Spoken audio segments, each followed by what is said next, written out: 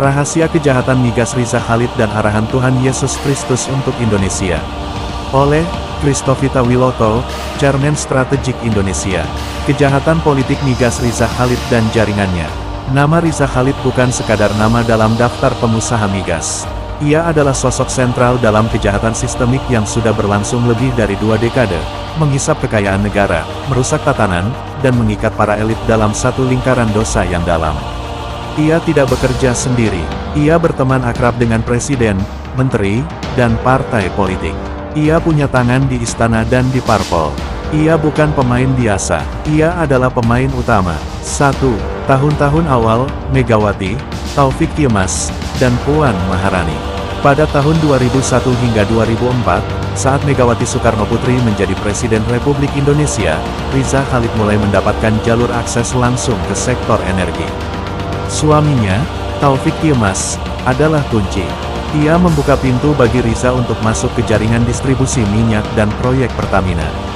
Nama Puan Maharani sudah muncul dalam komunikasi bisnis dan politik Riza, termasuk melalui proyek-proyek di bawah Kementerian dan Relasi BUMN.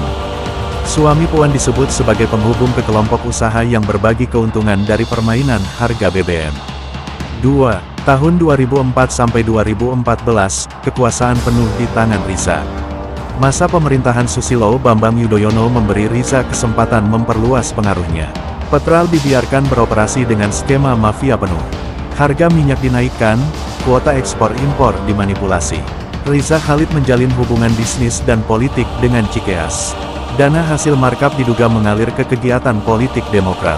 Tahun-tahun ini menjadi masa paling gelap. Tidak ada audit, tidak ada penindakan.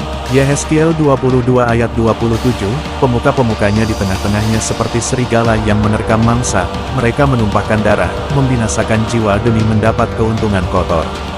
3. Keluarga cendana dan hubungan tersembunyi. Nama Tommy Soeharto disebut dalam beberapa dokumen penyidikan dan audit keuangan sebagai penerima keuntungan tidak langsung dari jaringan minyak Riza. Perusahaan-perusahaan cangkang diduga menampung dana hasil markup. Struktur perusahaan offshore dan proyek bersama BUMN menjadi pintu masuk penyidik untuk memeriksa keterlibatan keluarga cendana.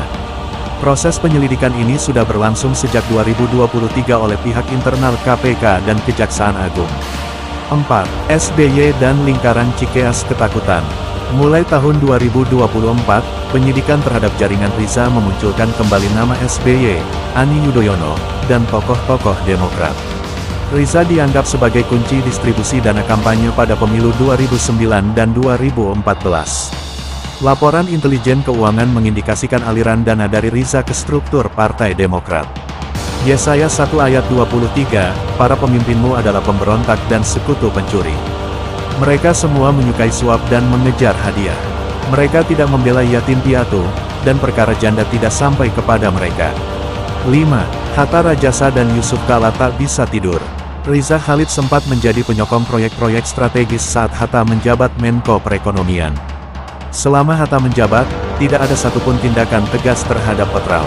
Yusuf Kala dikenal dekat dengan para pengusaha energi, dan jejak Riza ditemukan di sekitar kelompok usaha yang terkait jaringan bisnis JK. Nama mereka kembali disebut dalam penyidikan yang lebih dalam sejak Riza ditetapkan sebagai tersangka pada tanggal 27 Juni tahun 2025. Nubuat dan arahan Tuhan Yesus Kristus. Kejahatan ini bukan hanya persoalan ekonomi. Ini persoalan rohani. Negara telah dirampok oleh para elit politik.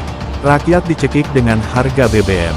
Kebutuhan pokok dinaikkan karena permainan mafia migas.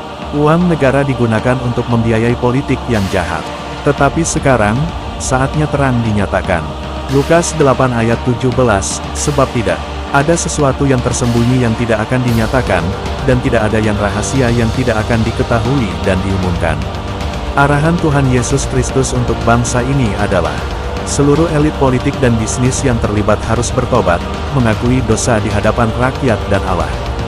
Presiden Prabowo Subianto harus bertindak tegas, menghapus semua sisa-sisa mafia minyak dan memperkarakan semua nama besar tanpa pandang bulu. Rakyat Indonesia harus bangkit, bukan hanya dengan suara, tetapi juga dengan doa dan puasa. Kejaksaan Agung dan KPK harus dilepaskan dari intervensi politik. Penyidikan harus dibuka ke publik. Media harus berhenti menutupi nama-nama besar. Mika 3 ayat 9-11, dengarlah ini, hai para pemimpin kaum Yakub dan para penguasa kaum Israel, yang membenci keadilan dan memutarbalikkan segala yang lurus, yang membangun Sion dengan darah dan Yerusalem dengan kecurangan. Para pemimpinnya memutuskan hukum karena suap, para imamnya mengajar demi upah, dan nabi-nabinya meramal demi uang, sementara mereka bersandar pada Tuhan dan berkata, bukankah Tuhan ada di tengah-tengah kita? Tidak akan datang malapetaka atas kita. Penting, Tuhan Yesus Kristus mengasihi bangsa Indonesia. Ia tidak akan membiarkan darah rakyat terus dihisap oleh pemimpin yang serakah.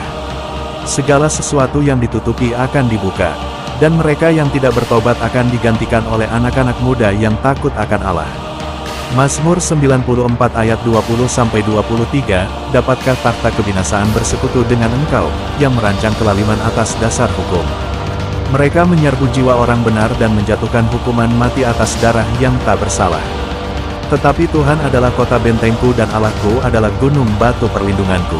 Ia akan membalaskan kepada mereka kejahatan mereka, dan karena kejahatan mereka Ia akan membinasakan mereka.